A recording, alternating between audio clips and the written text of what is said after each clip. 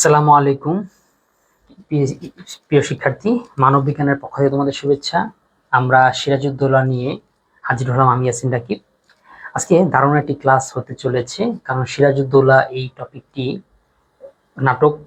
এই নাটকটা নিয়ে পড়তে বুঝতে তোমাদের অনেক প্যারা খেতে হয়, অনেক অনেক জটিলতা, অনেক অনেক সমস্যার সম্মুখীন তোমরা হও।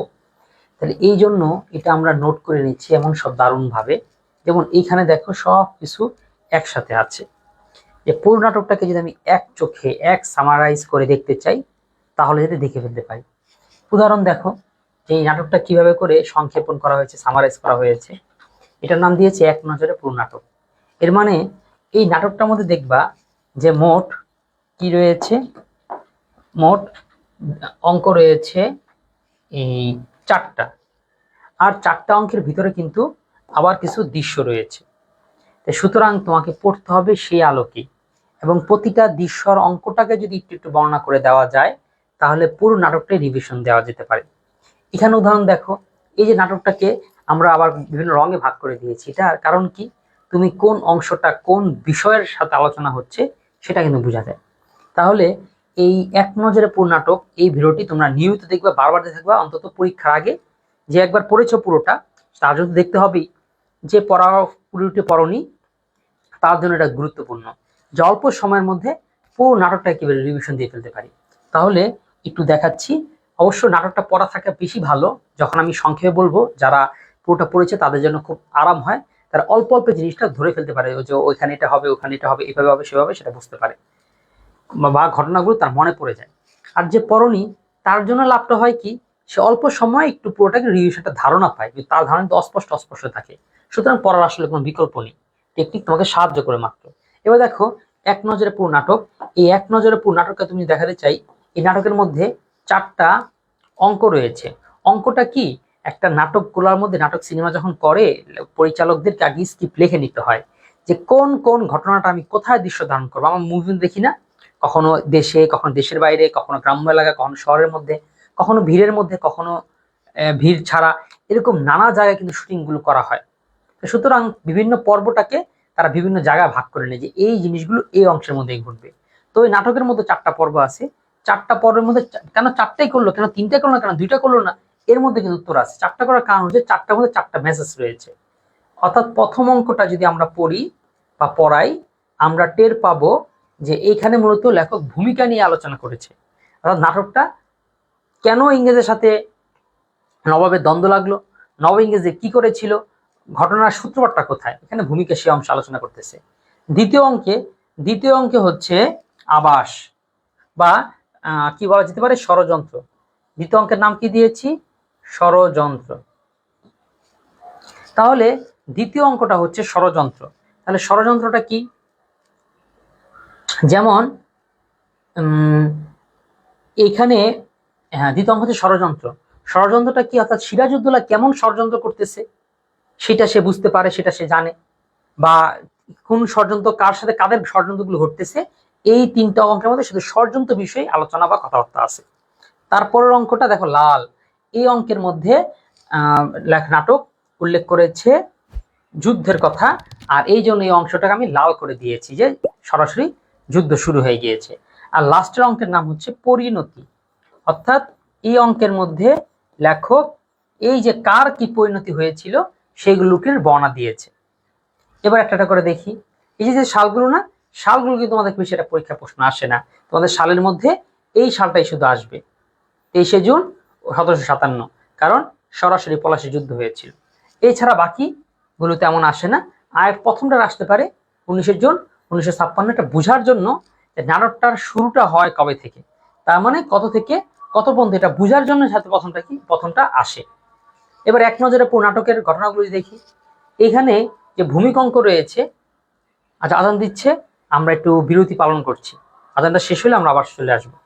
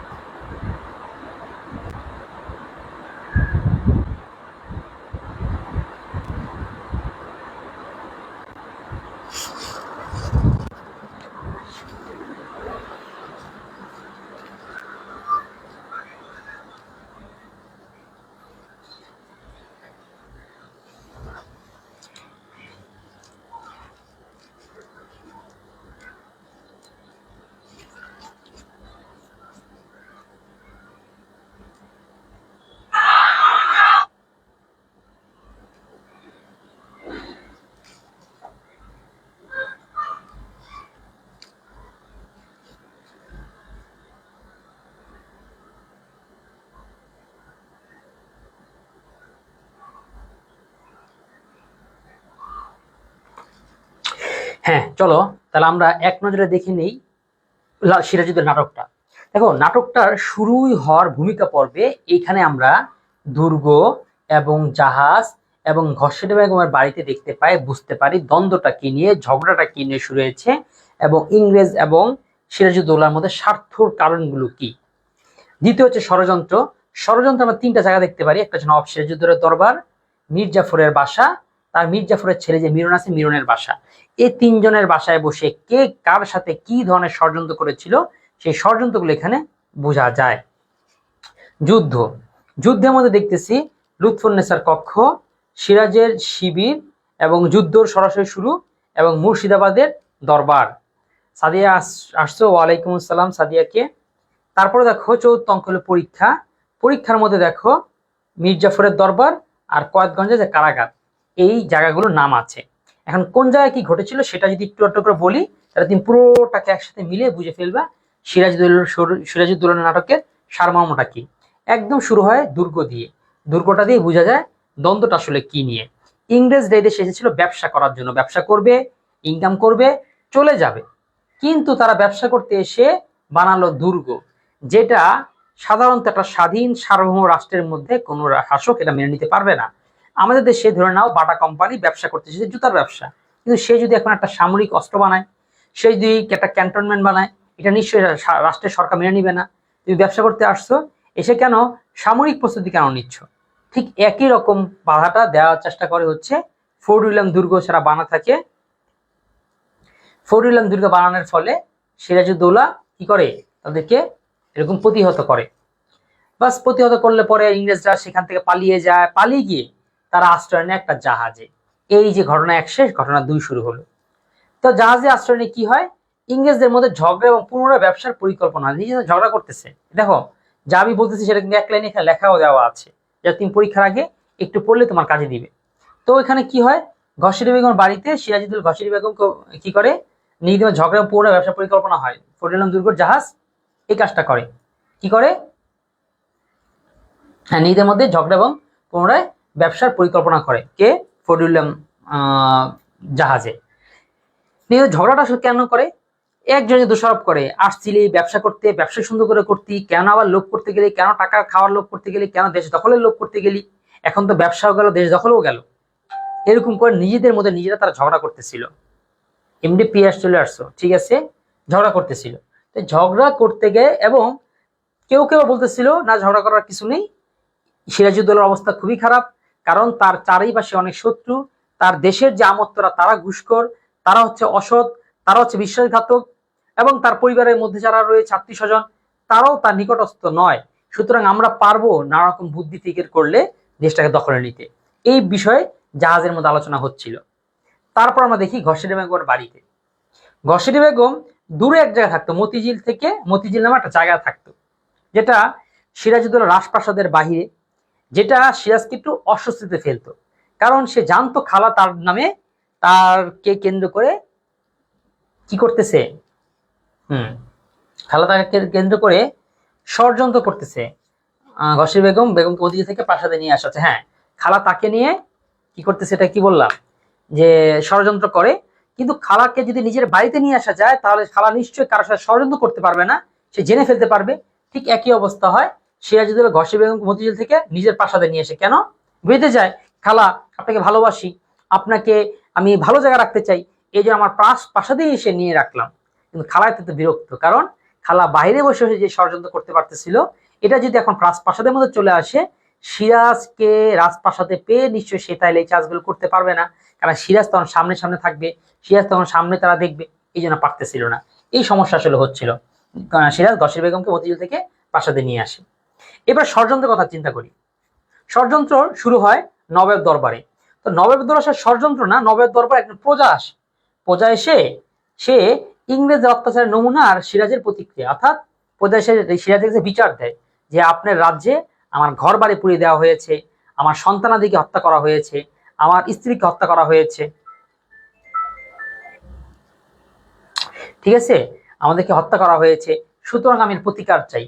তখন সিরাজ তার আমত্তদেরকে সামনে রেখে বারবার বলতে থাকে যে আপনারা কি করলেন, আপনারা এরকম করার কারণে এই বেনিক বনিয়া যারা বাইরের থেকে এসেছে তাদের তো সাহস হয় কি করে আমার দেশের মানুষকে অত্যাচার করে? এটা সাহস হয়েছে আপনারা তাদের কাছে বিক্রি হয়ে গিয়েছেন, তারা টাকার বিনিময়ে আপনাদেরকে কিনে নিয়েছে। তো এই কথাটাই হয়। তো ইংরেজ অত্যাচার নমুনা আর সিরাজের প্রতিক্রিয়া। এরপরে সেই জন্য সেই দরবারে জামত্ব সিরাজউদ্দৌলা বা দরবারের সেনাপতি সেনাপ্রধান যারা যারা ছিল তারা বুঝতে পারে সিরাজ কিন্তু খুবই ক্ষিপ্ত, যে কোনো সময় তাদেরকে বের করে দিতে পারে। এই জন্য মীর জাফর তার আবাস তার ঘরের ভিতরে ষড়যন্ত্র করতে থাকে, অন্যান্য আমলাদের সাথে আলোচনা করতে থাকে কি করে তারা তাকেই কি বানাতে পারে, ক্ষমতা দিতে পারে, তাকেই নবাব বানিয়ে দিতে পারে। সিরাজউদ্দৌলার প্রচুর আশা ছিল যে তোমরা সবাই মিলে আমাকে একদিনের জন্য হলো একটা নবাব বানিয়ে দাও, আমার খুব শখ নবাব হওয়ার, এই কম তিনি প্রত্যাশা করতে থাকে। এরপর দেখি মিরনের আবাস। মীর জাফর সেও তার ঘরের মতো ষড়যন্ত্র করতেছিল। মীর জাফরের যে ছেলে মিরন ছিল এটাও আর অনেক খারাপ বা বিকলা ছিল, সেও বাবার মতনই ষড়যন্ত্র করতেছিল, কারণ তার কথা এভাবে যদি ক্ষমতা থেকে সরিয়ে দেওয়া যায়, আমার বাবা যদি নবাব হয় তাহলে আমার জন্য দুর্নীতি করা এবং একটু টাকা আত্মসাৎ করা আরো সহজ হয়ে যাবে। এই জন্য মিরন আরো অগ্রগতি হয়ে ক্লাইভের চুক্তিপত্রে মীর জাফর সহ দেশীয় আমলাদের সই হয়, একেবারে কাগজপত্র করেই সেইভাবে করে প্ল্যান করে ফেলে, একদম সবার থেকে লিখিত নিয়ে নেয়। ঠিক আছে, তারপরে আসি তৃতীয় অংশে। তৃতীয় অংশে শুরু হয় যুদ্ধ। যুদ্ধ শুরু হওয়ার আগেই আমরা একটা প্রথম দৃশ্য দেখি যে লুৎফুন্নেসার কক্ষ। লুৎফুন্নেসা কে? সিরাজের স্ত্রী। তো সিরাজের যুদ্ধের শুরু আগে সিরাজের স্ত্রী ঘরে কে ঢুকলো? ঢুকলো হচ্ছে ঘসিটি বেগম। ঢুকে সে তার হিংসার বহিঃপ্রকাশ ঘটাচ্ছে। সে সেখানে সিরাজকে নানা রকম ভাবে শাসাচ্ছে, বুঝাচ্ছে আমি খালা হিসেবে তোমাকে কোলে পিঠে করে মানুষ করে আজকে তুমি কি করলা, আমার সন্তানকে তুমি ক্ষমতা দিচ্ছ না, এরকম নানাভাবে সে কথা বলতে থাকে। সে লুৎফুন্নেসাকেও মানে সিরাজের স্ত্রীকে ধিক্কার জানা থাকে। সিরাজের মা যে আমেনা, সে আমেনাকেও অনেক কিছু বলতে থাকে, অর্থাৎ সে একটা পারিবারিক কলহের সৃষ্টি করে। তারপর আমরা চলে যাই যুদ্ধে। যুদ্ধে আমরা কি দেখতে পাই? যুদ্ধ দেখতে পারি সিরাজউদ্দৌলা শিবির। শিবির বলতে যুদ্ধ শুরুর আগে যে জায়গায় আশ্রয় নেয় এই জায়গাটা, অর্থাৎ যেই ছাউনির নিচে যেখানে যেখানে তারা থেকে কাজগুলো বিরুদ্ধে প্রিপারেশন নিতে থাকে, সেই ছাউনির নিচে প্রিপারেশন যখন নিচ্ছিল, যুদ্ধের প্রস্তুতি নিচ্ছিল, তখন কি করে সিরাজ দেখে প্রস্তুতি নেয় এবং পরিকল্পনা করে। তো সিরাজও বুঝতেছিল না যুদ্ধ কি করব না, কারণ সেও খবর পেয়েছে তার যে প্রধান সেনাপতি যারা রয়েছে তারা কিন্তু বিট্রে করবে, তারা কিন্তু অস্বীকার করবে, তারা কিন্তু পিছপা হয়ে যাবে। এইটাই সিরাজকে অনেক ভুগিয়েছে, সে বুঝতেছিল না যুদ্ধে নামবে কি নামবে না। তখন তার আরো কিছু আমত্ত বা আরো কিছু সেনাপ্রধান তারা তাকে সাহস দিয়েছে, কেউ না থাকলে আমরা থাকলে যথেষ্ট, কারণ ইংরেজের সংখ্যা মাত্র 3000, আমরা সংখ্যা 50,000, তো সুতরাং সবার দরকার কি, আমরা কয়েকজন হলে যথেষ্ট। তো এই কেউ আশ্বাস দেয়। তারপর শুরু হয়ে যায় যে এই গল্পের মূল ঘটনা, সেটা কি? পলাশীর যুদ্ধ। যুদ্ধে কি দেখি? এক পক্ষ লড়াই করে, আরেক পক্ষ করে বিশ্বাসঘাতকতা। এক পক্ষ দেশের স্বাধীনতার জন্য তুমুল লড়াই করে থাকে, আরেক পক্ষ একে নিষ্ক্রিয় হয়ে দাঁড়িয়ে থাকে, সে যুদ্ধের নামেই না। এতে সিরাজের পরাজিত নিশ্চিত করার জন্য তাই ঘটে, সেই সর্বনাশটাই হয়। তো যুদ্ধ যখন প্রায় হারে হারে অবস্থা, তখন সিরাজ চেয়েছিল সে নিজে যুদ্ধে নেমে যাবে। তখন তাকে অন্যরা বুঝিয়েছিল আপনি যদি যুদ্ধে নেমে যান তাহলে আপনি মারা গেলে স্বাধীনতা এখানেই শেষ, তার চেয়ে বরং আপনি শহরে চলে যান, সেখানে আবার সৈন্য গঠন করেন, আবার লড়াই করেন। সিরাজ দেখলো যে এটি আসলে দরকার, এটা তো কৌশলী কথা। তো সে মুর্শিদাবাদের দরবারে আবার আসে, সে চেষ্টা করে পুনরায় লড়াই করার, কিন্তু এই সময় মীর জাফর এবং তাদের লোকজন এসে সিরাজকে গ্রেপ্তার করে ধরে নিয়ে যায়। শেষ, সিরাজ চলে গেল কারাগারে। এখন নবাব কে হয়? এই শেষ, তার মানে আমাদের যুদ্ধ পর্ব শেষ, এখন হবে পরিণতি। এখন পরিণতিতে নবাব হয় হচ্ছে মীর জাফর। মীর জাফর দরবার শুরু হয়। মীর জাফর সেই দরবার থেকে মীর জাফরের যে ছেলে মিরন, সে কি করে হত্যার পরিকল্পনা করে যে কিভাবে সিরাজকে মেরে ফেলা যায়, মেরে ফেললে আমাদের আর কার কন্টিনিউ করা লাগবে না, আমাদের আর দুশ্চিন্ত হতে হবে না, নবাব চিরতরে জন্য মারা যাবে, আমরা মুক্ত হয়ে যাব। এরকম তার নবাব হত্যা করার পরিকল্পনা করে। এরপর নবাবও কি করে, নবাব সেখানে একটা যে কারাগারে ছিল ফরিদগঞ্জের কারাগারে, নবাব কিন্তু গ্রেপ্তার হওয়ার সাথে সাথে মারা যাননি। গ্রেপ্তার করার 2 বছর পরে যে সিরাজউদ্দৌলার স্ত্রী লুৎফুন্নেসাকে মীর জাফরের যে ছেলে মিরন ও বিবাহের প্রস্তাব দেয়, কিন্তু সিরাজউদ্দৌলার স্ত্রী বলে না, আমি কাউকে বিবাহ করবো না। শুধু কাউকে না, সে বলে আমি সারা জীবন হাতির পেটে চলেছি, অর্থাৎ জাঁকজমক পূর্ণ অবস্থায় থেকেছি, আমি এখন গাধার পিঠে চড়বো না। এরকম তার শান শওকতে কি হয়, জাফরগঞ্জ কয়েদখানায় নবাবকে হত্যা করা হয়। ঠিক আছে, জাফরগঞ্জ কয়েদখানায় নবাবকে হত্যা করা হয়। এই হত্যার মধ্যে শেষ হয়ে গেল। শেরডান দীপ্র, আচ্ছা পিয়াস আসছো, লুৎফুন হুমায়রা, অনেকে তোমরা যাচ্ছ। তা আমার যে সার সংক্ষেপ দেখানো সেই পর্ব কিন্তু শেষ। তো তোমরা যদি চাও আমি হয়তো এটা একটু কন্টিনিউ করব, মানে তোমরা না থাকলে পরে কন্টিনিউর এই মানসিকতা পাচ্ছিলাম না। এখন যেহেতু আসো তাহলে এখন চাইলে একটু করা যায়, তাহলে একটু ক্লাস কন্টিনিউ করতে পারি। এখানে শেষ করে দিতে চেয়েছিলাম। তাহলে আমরা সার সংক্ষেপ এক নজরে পুরো নাটক বুঝতে পেরেছি। এই এক নজরে পুরো নাটকটা দরকার হলে আমি রেকর্ড করে আবার ছাড়বো, সেটা তোমরা দেখে নিও। এবং কিছু রিল বানিয়ে দিব যাতে তোমরা অল্প ছোট ছোট ভিডিওতে পুরো নাটকগুলো ধরতে পারো। স্যার দয়া করে বাংলা প্রথম পত্রে একটা বই বের করেন। প্রথম পত্রে বই বের করবো, প্রতিষ্ঠিত আর বের করবো না, বের করবো। আমার বইয়ের কাজে অনেক কাজ হয়ে গিয়েছে, এরকম সুন্দর করে নোট টোট সবকিছু করা আছে। তোমরা আপাতত 25-এ যারা আছো তারা এরকম নোটই পাবা, তারা এরকম করে এই পিডিএফ পাবা, বই আর পাবা না। আর 26-এ যারা আছে তারা বই পাবে, তাদের জন্য বইয়ের একদম কাজ চলতেছে, প্রতিদিন কাজ চলতেছে, অনেক কাজ থাকে। কিন্তু আমার বইটা তোমরা হয়তো নিশ্চয়ই দেখেছো, সেটার মধ্যে কিন্তু একটু কাজ আরো বেশি থাকে, বেশি গোছানো, বেশি ডিজাইন করা, বেশি ফ্যাশন করা। দেখছো না আমার বইয়ের মধ্যে কিন্তু এমন একটা জিনিস করা, যে পৃষ্ঠা যে আলোচনা করেছি সেই পৃষ্ঠা করেছি, একটার আলোচনা আরেক পৃষ্ঠা নেইনি। এটা দেখলে বুঝতে পারো এইটা স্বয়ং লেখকের কাজ। সে কোনোদিন সে মানে পুরোটা বই দেখলে বোঝা যায় সাজানো, অর্থাৎ নিজে করেছি, নিজের মতন করে সাজিয়েছি। হ্যাঁ, সাজিয়ে গুছিয়ে দেওয়া থাকবে, বুঝিয়ে দেওয়া থাকবে। হ্যাঁ, ওইরকমই ফার্স্ট পেপার করতেছি, ওটা আরো সুন্দর হবে, আরো চমৎকার হবে। সুমাইয়া চৌধুরী, ওয়ালাইকুম আসসালাম। যাক, অনেকক্ষণ পরে আসলা। আচ্ছা যাক, পরে কেন, আমিও তো একটু দেরি করে আসছি। ঠিক আছে, আসছো তো ভালো। এখন একটা গুরুত্বপূর্ণ জিনিস দেখাবো, সেটা হচ্ছে চৈত্রবিন্দু। চৈত্রবিন্দুগুলো তোমাকে এরকম ভাবে পড়তে হবে না, এটা মস্ত কারণে পরীক্ষায় তেমন কিছু আসে না, মাঝে মাঝে চলে আসে। যে সিরাজকে কয়টি চরিত্রের মধ্যে পাওয়া যায়, এটা কেমনে মনে রাখবে? মনে রাখা সহজ? আসলে সহজ না, কিন্তু কিছুটা টেকনিক করা যায়। এর প্রথম দৃশ্য দুর্গের ঘটনা, নিশ্চয় দুর্গের মধ্যে সিরাজউদ্দৌলা আছে না? আছে, কারণ সে যে আক্রমণ করেছে। দ্বিতীয় দৃশ্য হচ্ছে জাহাজের মধ্যে, জাহাজের মধ্যে নিশ্চয় সিরাজউদ্দৌলা নাই। দেখো, জাহাজের মধ্যে কিন্তু সিরাজউদ্দৌলা নাই, এবং কোনো বাঙালিও নাই, সব ইংরেজরাই জাহাজের মধ্যে। তৃতীয় অঙ্ক হচ্ছে ঘসেটি বেগমের বাড়ি, দেখো এখানেও তো সিরাজউদ্দৌলা আছে, কারণ কি খালাকে ওঠানোর জন্য সিরাজউদ্দৌলা সেখানে গিয়েছিল। এখন পড়া আছে, হ্যাঁ অবশ্যই অবশ্যই। যাক, তাহলে চলে যাবা। এরপরে এরকম করে তোমরা বিভিন্ন টেকনিক খাটিয়ে বুঝতে পারবা যে কোন অঙ্কে কোন জায়গাতে সিরাজউদ্দৌলা রয়েছে। যেমন নবাবের মীর জাফরের দরবারে নিশ্চয় সিরাজউদ্দৌলা থাকবে না, কারণ তাকে তো গ্রেপ্তারি করা হয়েছে, নিশ্চয় তাকে ছাড়া হবে লাস্টের দৃশ্যে যখন মারা গিয়েছে। এরকম করে কিছু প্রশ্ন আসে। তো চরিত্রগুলো তোমাকে মুখস্থ করতে হবে না, এরকম লজিক খাটিয়ে দেখার চেষ্টা করবা। যেমন দেখো, সবচেয়ে কম চরিত্র হচ্ছে তৃতীয় অঙ্কের প্রথম দৃশ্যে, এটা পারিবারিক বিষয়, ঘসেটি বেগম, লুৎফা, আমেনা আর হচ্ছে সিরাজউদ্দৌলা, এই চারজন মিলেই এই ক্যারেক্টার, কয়েকটা ক্যারেক্টারই হয়ে গেছে। ঠিক আছে স্যার। আচ্ছা, আহমেদ সাফা, সাফা নামটা তো মনে পড়লো, সাফা, ওয়ালাইকুম আসসালাম সাফাকে। আচ্ছা, তো সিরাজউদ্দৌলার যদি এখন আমি একটা সুন্দর জিনিস দেখে শেষ করে দিতে চাই, সেটা হচ্ছে এই জিনিসটা, সেটা হচ্ছে পক্ষ বিপক্ষ। এইটাকে ভালো করে মনে রাখার খুব চেষ্টা করবা, খুবই চেষ্টা করবা। এটা মনে রাখতে পারলে সৃজনশীল, এমসিকিউ সবই সোজা হয়ে যায়। কারণ কি, চরিত্রগুলো কি, কোন চরিত্র কি করেছে, কে ছিল রাজা, কে ছিল খাজা, কে সিরাজের পক্ষে, কে সিরাজের বিপক্ষে, প্যাচের শেষ নেই। হ্যাঁ, অনেক অনেক প্যাচ লাগে। তাহলে প্রথম দেখো, সিরাজউদ্দৌলার পক্ষে, সিরাজউদ্দৌলার পক্ষে ছিল কে? লুৎফা। সিরাজউদ্দৌলার পক্ষে কে ছিল?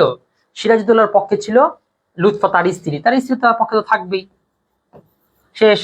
তার পক্ষে ছিল সাফরে, সাফরে ছিল সেনাপতি, যে মোহনলাল নাম শুনছো না, এই সেই মোহনলালই হচ্ছে মোহনলাল সাফরে, সে ছিল সেনাপতি এবং ভালো সেনাপতি, সিরাজউদ্দৌলার পক্ষে ছিল।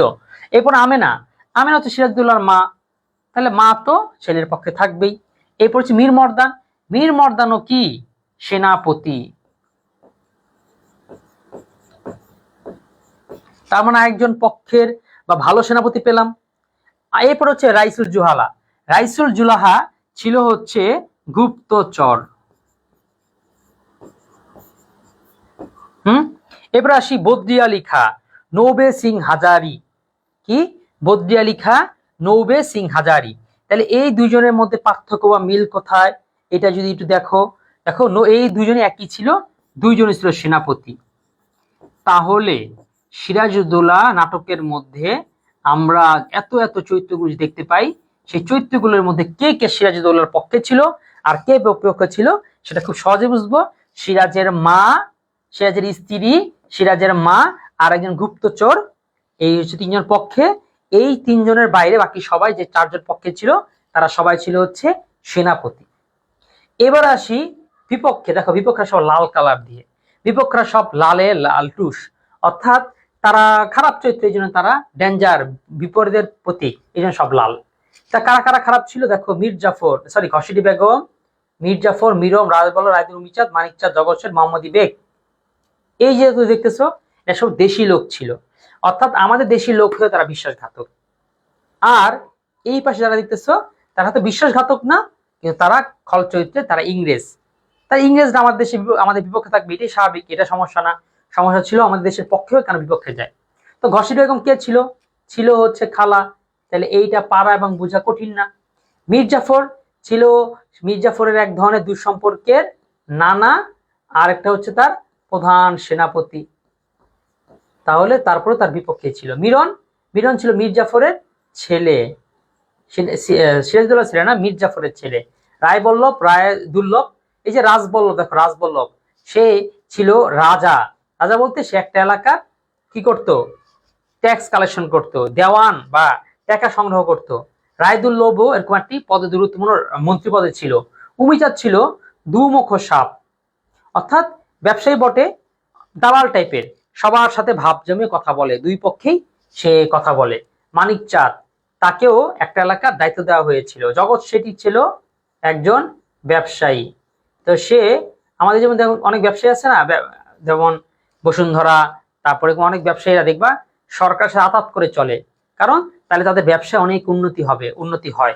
এরকমই জগৎ শেঠ ছিল একজন ব্যবসায়ী।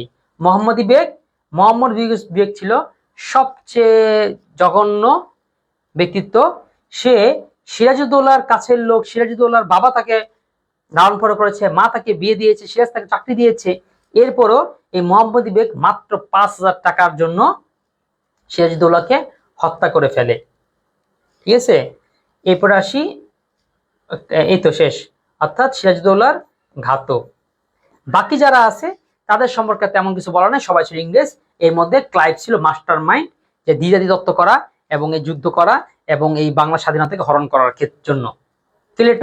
ক্লেটন ছিল এরকম সেনাপ্রধানী ওই দুর্গ আক্রমণ করার সময়। বাকিগুলো এমনি বুঝতে পারবা। এই যে হলওয়ে ছিল একজন ডাক্তার, কিন্তু যে ইংরেজদের হয়ে প্রতিনিধিত্ব কাজ করত। তাহলে এই যে প্রধান চরিত্র বা সৎ চরিত্র আর হচ্ছে খারাপ চরিত্রগুলোকে এভাবে একটু দেখে নিবা, পড়ে নিবা, এমনি তোমাদের পড়াটা তোমাদের সহজ হবে। আহমেদ রেহমান আসছো, আসসালামু আলাইকুম ভাইয়া, কেমন আছেন? আছি আলহামদুলিল্লাহ। তাহলে লাইভটা তো অনেক আগে এসেছি, তোমরা সেই সময় ছিলে না।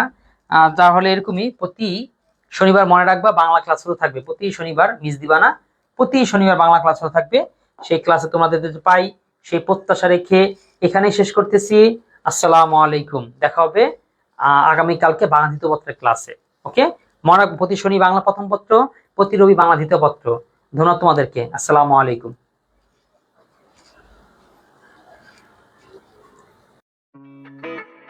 Yo, babe, can you play that song I like? What? This one? Nah.